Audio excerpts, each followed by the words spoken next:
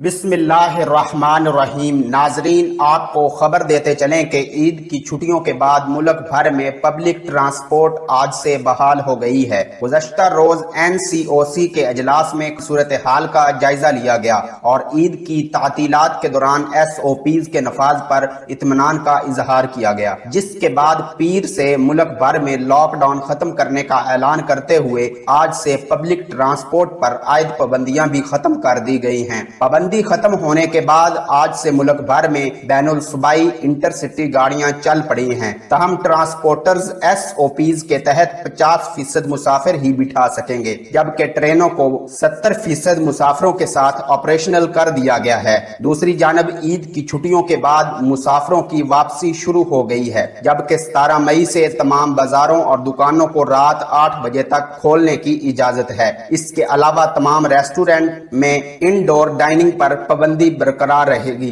तहम take away की 24 घंटे इजाजत होगी। नाजरीन, मजीद अपडेट के लिए हमारे चैनल को सब्सक्राइब करके बेल आइकन को दबा दें ताकि आपके पास मजीद वीडियो का नोटिफिकेशन पहुंचता रहे।